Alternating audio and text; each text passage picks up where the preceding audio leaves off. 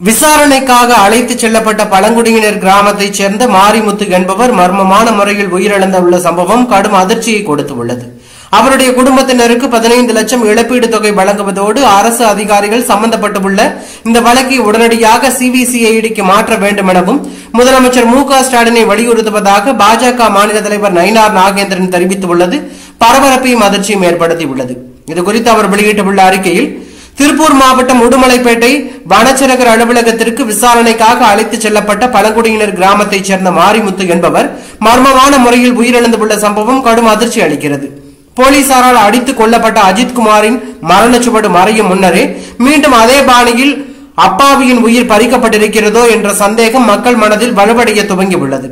மேலும் தற்போது கடந்த 3 ஆண்டுகளுக்கு முன்பு கஞ்சா கடத்தியதற்காக மாரிமுத்து மீது வனத்துறையினர் வழக்கு பதிவு செய்ததாகவும் போதிய ஆதாரங்கள் இல்லாததால் கடந்த 21ஆம் தேதி நீதிமன்றம் அவரை விடுதலை செய்துள்ளதாகவும் செய்திகள் உலா வருகின்றன.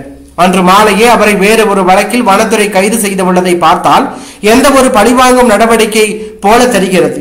காரணம், திமுக ஆட்சியில் காவல்துறையினரின் மூர்க்கத்தனத்தால் லாக்அப் மரணங்கள் பெருகி வருவதையும் அரசு அதிகாரிகள் உட்பட ஒட்டுமொத்த அரசு இயந்திரமும் அதை மூடி மறைக்க முயற்சிப்பதையும் நாம் பலமுறை சுட்டிக்காட்டியுள்ளோம். இனியும் இது போன்ற அராஜகங்கள் தொடர்வதை நாம் அனுமதிக்க முடியாது. உயிரிழந்த மாரிமுத்துவின் குடும்பத்திற்கு 15 லட்சம் இழப்பீடு தொகை வழங்குவதோடு அரசு அதிகாரிகள் சம்பந்தப்பட்டுள்ள இந்த வழக்கை உடனடியாக சிபிசிஐடிக்கு மாற்ற வேண்டும் எனவும் முதலமைச்சர் மு.க. ஸ்டாலினை வலியுறுத்துகிறேன் என்று நயினார் நாகேந்திரன் அறிக்கை கூறியுள்ளது பரபரப்பையும் அதிர்ச்சியும் ஏற்படுத்தி உள்ளது.